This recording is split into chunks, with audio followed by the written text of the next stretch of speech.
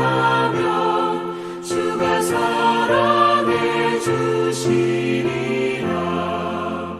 의지하고 순종하는 길은 예수 안에 즐겁고 복된 길이로다.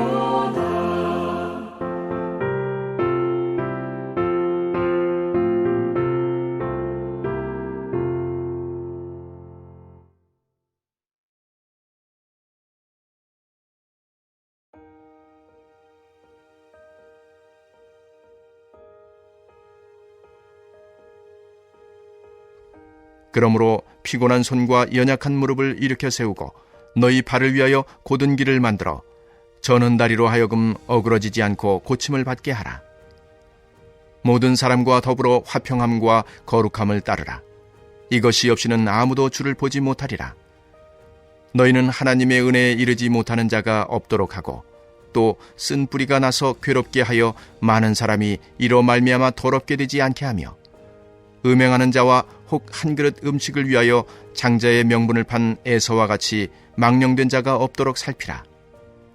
너희가 아는 바와 같이 그가 그 후에 축복을 이어받으려고 눈물을 흘리며 구하되 버림바가 되어 회개할 기회를 얻지 못하였느니라.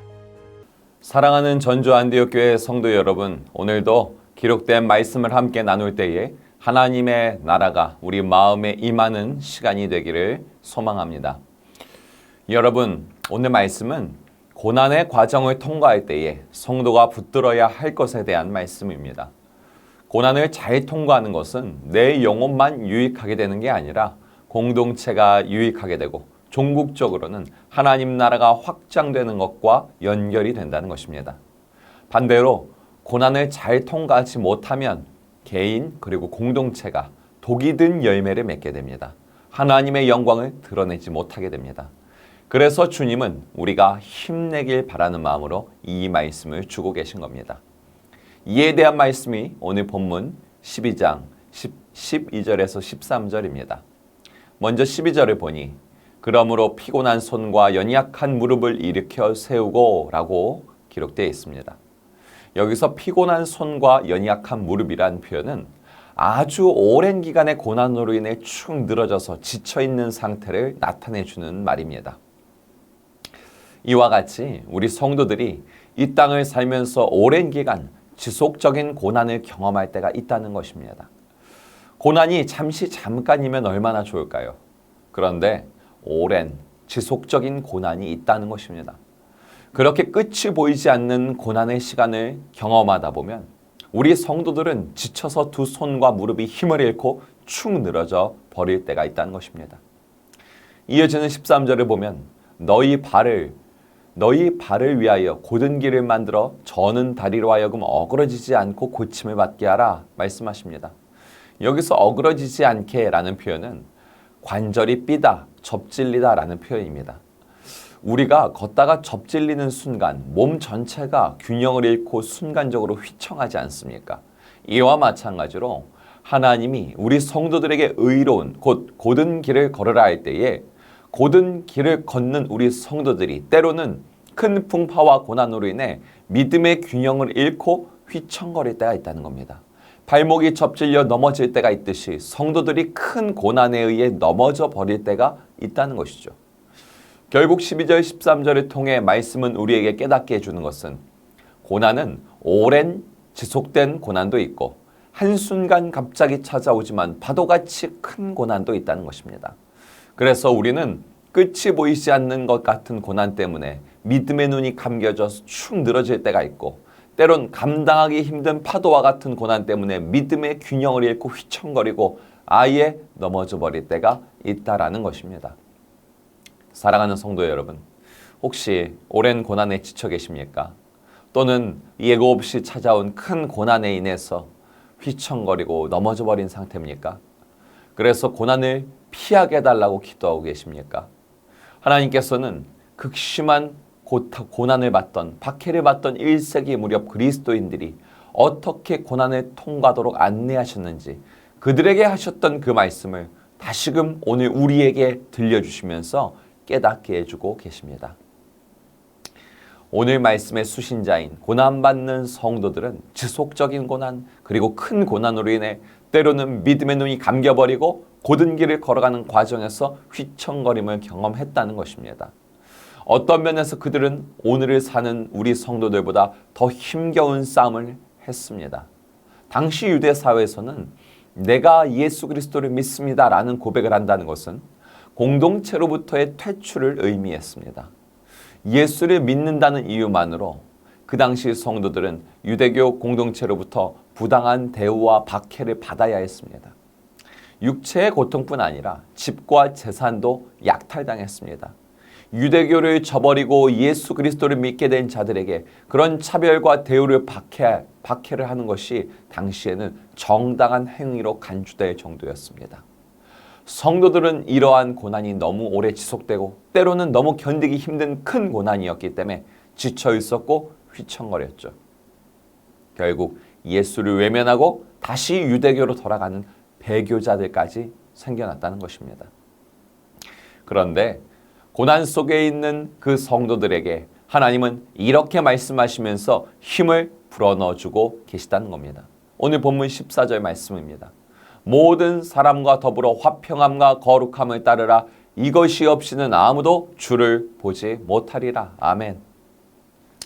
여러분, 하나님께서는 박해라는 고난을 경험하고 있는 그 성도들의 몸과 마음이 편해지도록 고난을 아예 사라지게 하는 게 아닙니다. 고난을 아예 없애주시는 게 아니라 고난 속에서 붙들 소망이 무엇인지 알려주신다는 것이죠. 그 소망이 바로 화평과 거룩함을 따르는 것입니다. 이것이 바로 저와 여러분이 그 고난의 순간에 마주해야 할, 지녀야 할 소망의 자세라는 것입니다. 여러분, 화평이란 단순히 내 주변 사람들과 좋게 인간관계를 하는 것을 의미하지 않습니다. 물론 그것도 중요합니다만 고난 속에 있는 성도들에게 하나님이 제시하시는 화평이란 인간관계를 잘 유지하는 정도가 아니라 그것만으로는 고난을 잘 통과할 수 없습니다. 여기서의 화평이란 예수 그리스도가 십자가 사건을 통해 가져온 화평을 가리킵니다. 예수 그리스도께서는 죄인이기 때문에 죄인이라 연약할 수밖에 없는 우리를 위해 십자가에 달려 죽으셨습니다. 그러나 대신하여 죽을 뿐 아니라 예수 그리스도는 우리를 대신하여 부활 승리하셨습니다. 예수께서 죽음의 세력을 이기고 부활 승리하심으로 우리에게 놀라운 변화가 찾아옵니다. 우리는 죄인이기 때문에 고난에 취약한 자들이었는데 더 이상 그 상태에서 머무는 게 아니라 이제는 부활 승리한 예수님과 함께 승리자의 상태가 된 것입니다. 할렐루야. 여러분, 하나님께서는 고난으로 인해 지쳐있고 휘청거리는 성도들에게 너희가 그렇게 축 늘어져 있고 휘청거리는 것 자체가 믿음에서 벗어난 잘못된 모습이다. 이렇게 정죄하거나 다그치시는 하나님이 아닙니다. 하나님께서는 고난 가운데 있는 이스라엘 성도들 그리고 오늘날 우리 성도들을 체휼하시면서 긍휼히 여기시는 은혜를 가지신 하나님입니다. 그래서 소망의 길이 있다고 우리에게 알려주고 계십니다. 내가 너희를 위해서 내 아들을 보냈고 내 아들을 통해 화평을 이루게 했노라. 여러분, 고난 가운데 지쳐있는 그 자체가 어리석은 일이 아닙니다. 그러나 고난 중에 화평을 이루게 하신 그 허락하여 주신 그 하나님의 은혜를 누리지 못한다면 그것은 참으로 안타깝고 어리석은 모습입니다. 그러니 우리는 고난을 없애달라 잘못된 기도에서 벗어나 고난 속에서도 화평을 붙잡게 해달라고 성령께 도우며 기도해야 되는 줄 믿습니다. 하나님께서 고난 가운데 붙잡으라고 주신 또 한 가지는 거룩함을 따르는 것입니다. 여기서 거룩함을 따른다는 것은 우리가 거룩한 상태로 완전하게 되어 있다는 것이 아닙니다. 하나님을 제외하고서는 누구도 거룩을 완전한 상태로 누릴 수 없습니다. 본문에서 거룩함을 따르는 것은 거룩해지는 과정을 뜻합니다. 이 거룩해지는 과정이란 내가 경건한 활동을 바탕으로 해서 거룩을 행하려는 과정에 있다는 게 아닙니다. 여러분, 우리 성도들은 예수님이 믿어지는 그 놀라운 구원의 역사를 경험한 자들입니다. 예수가 그리스도라는 것이 믿어지는 은혜를 체험한 자들입니다. 그렇게 예수가 믿어지는 순간부터 우린 이미 거룩해지는 과정에 들어가게 된 겁니다. 내가 성경을 읽어야지, 내가 기도를 해야지, 내가 전도를 해야지, 내가 구제를 해야지, 그렇게 내가 해야지, 그것이 거룩해지는 과정에 들어가는 것을 의미하지 않는다는 것입니다. 내가 해야지가 아니라 내가 예수 그리스도, 나의 주님인 것이 믿어지네. 이렇게 믿어지는 역사를 경험한 순간부터 이미 거룩해지는 과정에 들어갔다는 것입니다. 와, 놀라워라. 이 고난 속에서도 내가 믿음을 갖고 있네. 놀라워라. 이 고난 속에서도 내가 능히 감당하고 있네. 이 은혜를 사모하는 자세가 고난을 통과하고 있는 성도들에게 필요한 자세, 즉 거룩함을 따르는 자세인 겁니다. 그렇습니다, 여러분. 우리가 고난을 통과하는 그 시간 속에서 자꾸 내가 해야지, 그러면 결국 넘어져 버릴 수밖에 없습니다. 어느 한계점에 이르면 두 손 두 발 다 힘을 잃고 휘청거릴 수밖에 없습니다. 주님은 이스라엘 성도들과 그리고 오늘을 사는 우리 성도들이 고난을 통과하는 시간 속에서 믿어지고 능히 이루게 하시는 은혜의 하나님, 그 하나님을 더욱 신뢰하고 붙들라, 그 은혜를 붙들라 말씀하십니다. 그것이 고난을 통과하는 과정에서 성도가 붙들 수 있는 유일한 승리의 길이라는 이 말씀을 믿으시기를 바랍니다. 이와 같이 고난 가운데서 예수가 십자가와 부활로 이룬 화평과 하나님의 은혜로 시작된 거룩을 따르는 것, 이것만이 우리 성도들에게 유일한 소망이란 것이죠. 그래서 본문 14절 말씀에는 이것이 없이는 아무도 주를 보지 못하리라 확실하게 못 박아 말씀하고 있습니다. 고난 속에 있던 옛 성도들이나 고난을 통과해야 하는 오늘날 우리 성도들이나 하나님이 제시한 이 소망을 붙잡지 않는다면 고난의 과정을 이겨내지 못하고 믿음의 경주를 포기하게 된다는 것입니다. 그 당시 유대교로 다시 돌아가는 배교자들이 생겨난 것처럼 오늘날에도 죄와 사망의 나라로 되돌아가는 배교자들이 생겨난다는 것입니다. 주님은 우리가 고난의 과정에서 죄의 길로 돌아서는 배교자가 되지 않기를 바라는 마음으로 구체적으로 경종을 울려주고 계십니다.